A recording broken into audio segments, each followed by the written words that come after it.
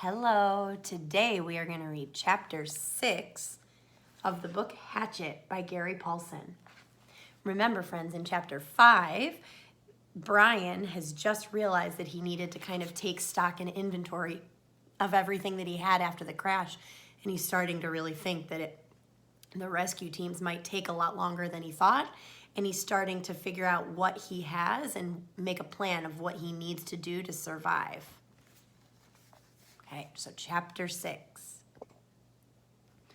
2 years before, he and Terry had been fooling around down near the park, where the city seemed to end for a time and the trees grew thick and came down to the small river that went through the park.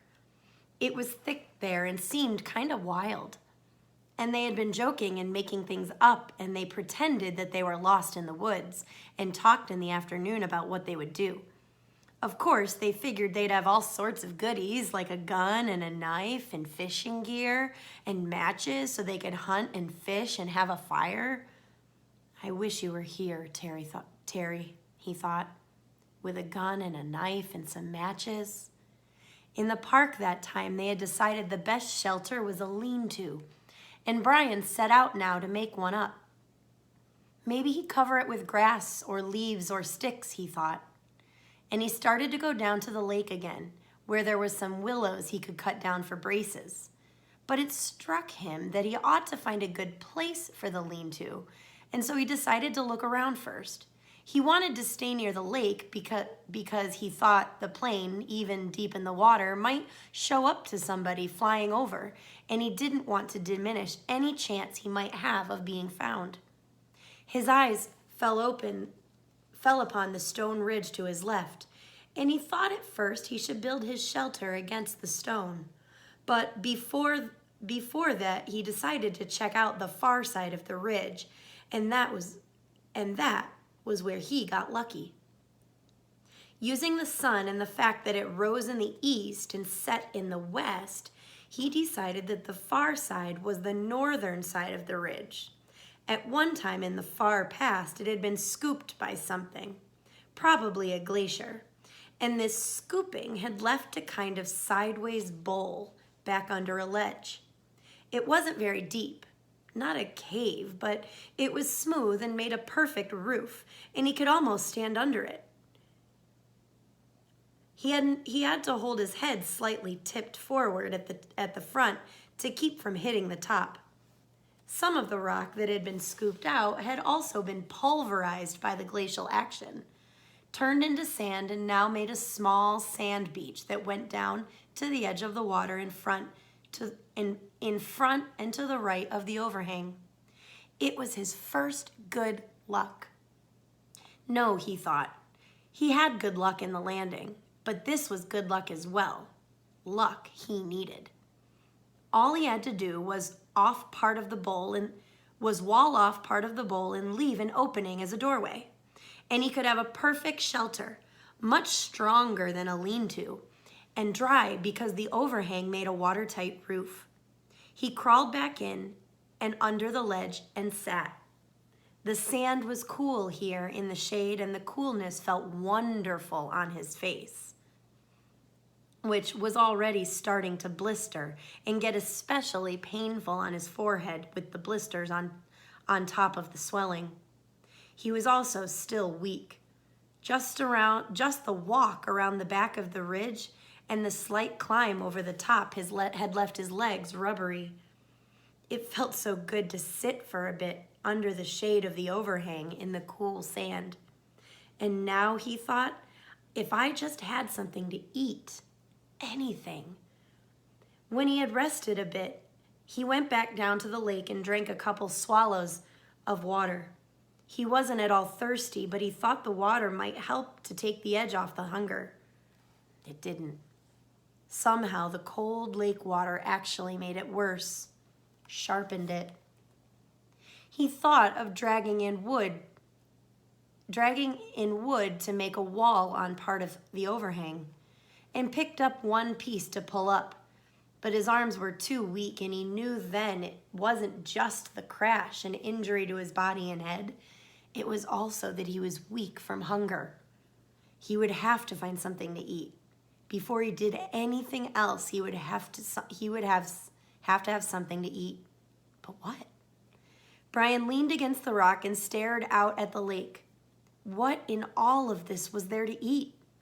He was so used to having food just be there, just always being there. When he was hungry, he went to the icebox or to the store or sat down at a meal his mother had cooked. Oh, he thought, remembering a meal now. It was the last Thanksgiving last year, the last Thanksgiving they had as a family before his mother demanded the divorce and his father moved out in the following January. Brian already knew the secret, but did not know it would cause them to break up, and thought that it might work out. The secret that his father still didn't know, but he wanted to try to tell him when he saw him.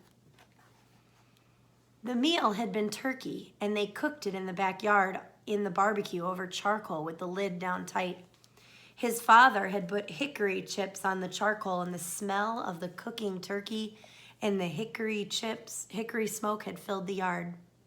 When his father took the lid off, smiling, the smell that had come out was unbelievable. And when they sat to eat, the meal was wet with juice and rich and had the taste of the smoke in it. He had to stop this. His mouth was full of saliva and his stomach was twisting and growling. What was there to eat? What he had read or seen that had told him about food in the wilderness? Hadn't there been something, a show on television about how Air Force pilots in some kind of course they took, a survival course? All right, he had the show coming into his thoughts now. The pilots had to live in the desert. They put them down in the desert down in Arizona, or someplace that they had to live for a week. They had to find food and water for a week. For water, they had made a sheet of plastic into a dew-gathering device, and for food, they ate lizards. That was it. Of course, Brian had lots of water, and there weren't too many lizards in the Canadian woods that he knew. One of the pilots had used a watch crystal as a magnifying glass to focus the sun and start a fire so that they didn't have to eat lizards raw. But Brian had a digital watch without a crystal, broken at that. So that show didn't help him much. Wait, there was one thing. One of the pilots, a woman, had found some kind of beans on a bush, and she had used them with her lizard meat to make a little stew in a tin can she had found. Bean lizard stew. There weren't any beans here, but there must be berries. There had to be berry bushes around. Sure, the woods were full of berry bushes. That's what everybody always said. Well, he'd actually never heard anybody say it, but he felt that it should be true. There must be berry bushes. He stood and moved out into the sand and looked up at the sun. It was still high. He didn't know what time it must be. At home, it would be 1 or 2 if the sun were that high. At home, at 1 or 2, his mother would be putting away the lunch dishes and getting ready for her exercise class. No, that would have been yesterday. Today, she would be going to see him. Today was Thursday, and she always went to see him on Thursdays. Wednesday was the exercise class, and Thursday she went to see him. Hot little jets of hate worked into his thoughts, pushed once, moved back. If his mother hadn't begun to see him and forced the divorce, Brian wouldn't be here now. He shook his head. He had to stop that kind of thinking. The sun was still high, and that meant he had some time before darkness to find berries. He didn't want to be away from he almost thought of it as home, his shelter when it came to be dark. He didn't want to be anywhere in the woods when it came to be dark, and he didn't want to get lost, which was a real problem. All he knew in the world was the lake in front of him and the hill at his back and the ridge. If he lost sight of them, there was a really good chance that he could get turned around and not find his way back. So he had to look for berry bushes, but keep the lake or the rock ridge in his sights at all times. He looked up at the shore to the north. For a good distance, perhaps 200 yards, it was fairly clear. There were tall pines, the kind with no limbs until very close to the top, with a gentle breeze sighing in them, but not too much low brush. 200 yards up, there seemed to be a belt of thick lower brush starting, about 10 or 12 feet high, and that formed a wall he could not see through. It seemed to go on around the lake, thick and lushly green, but he could not be sure. If there were berries, they would be in that brush, he felt, as long as he stayed close to the lake so he could keep the water in his right and know it was there, he wouldn't get lost. When he was done, found berries, he thought he would just turn around so the water was on his left and walk back until he came to the ridge and his shelter. Simple. Keep it simple. I am Brian Robeson. I have been in a plane crash. I am going to find some food. I am going to find berries. He walked slowly, still a bit pained in his joints and weak from hunger, up along the side of the lake. The trees were full of birds singing overhead of him. Some he knew, some he didn't. He saw a robin and some kind of sparrows and a flock of reddish-orange birds with thick beaks. 20 or 30 of them were sitting in one of the pines. They made so much noise and flew way ahead of him. When he walked under the tree, he watched them fly, their color a bright slash in solid green, and in this way he found the berries. The birds landed in some taller willow type of undergrowth with wide leaves and started jumping and making noise. At first, he was too far away to see what they were doing, but their color drew him and he moved toward them, keeping the lake in sight on his right, and when he got closer, he saw they were eating berries. He could not believe it was that easy. It was as if the birds had taken him right to the berries. The slender branches went up about 20 feet. They were heavy, dropping with clusters of bright red berries. They were half as big as grapes, but hung in bunches much like grapes. And when Brian saw them glistening red in the sunlight, he almost yelled. His pace quickened and he was in them in moments, scattering the birds, grabbing branches, stripping them to fill his mouth with berries. He almost spit them out. It wasn't that they were bitter so much as that they lacked any sweetness. They had a tart flavor that left his mouth dry feeling. And they were like cherries in that they had large pits which make them hard to chew.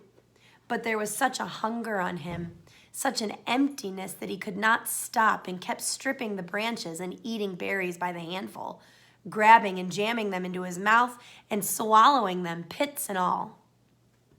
He could not stop, and when at last his stomach was full, he was still hungry. 2 days without food must have shrunken his stomach, but the drive of hunger was still there. Thinking of the birds and how they would come back into the berries when he left, he made a carrying pouch of his torn windbreaker and kept picking. Finally, when he judged that he had close to 4 pounds in his jacket, he stopped and went back to his camp by the ridge. Now, he thought, now I have some food and I can do something about fixing this place up. He glanced at the sun and saw that he had some time before dark.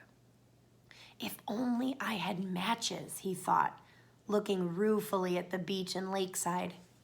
There was driftwood everywhere, not to mention dead and dry wood all over the hill, and dead dry branches hanging from every tree, all firewood and no matches. How did they used to do it, he thought? Rub 2 sticks together?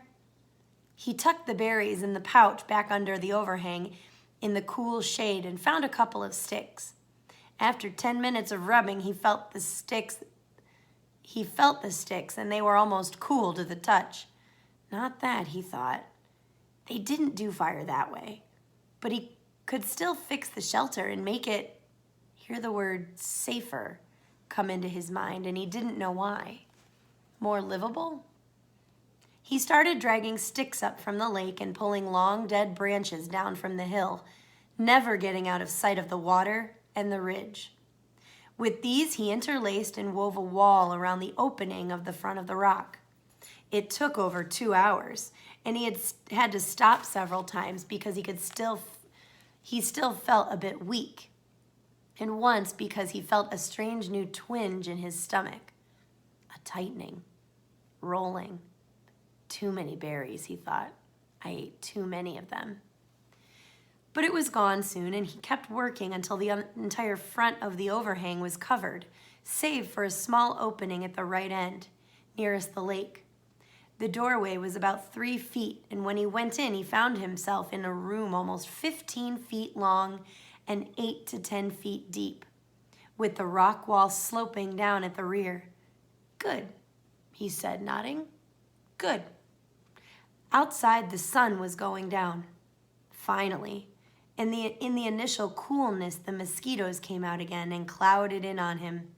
They were thick, terrible, if not quite as bad as in the morning, and he kept brushing them off his arms until he couldn't stand it, and then dumped the berries, and put the torn windbreaker on. At least the sleeves covered his arms. Wrapped in the jacket, with darkness coming down fast now, he crawled back in under the rock and huddled and tried to sleep. He was deeply tired and still aching some, but sleep was slow coming and did not finally settle until the evening cool turned into the night cool, and the mosquitoes slowed. Then, at last, with his stomach turning on the berries, Brian went to sleep. It's the end of Chapter 6. I can't wait to find out what happens next. Tune in next time for Chapter 7.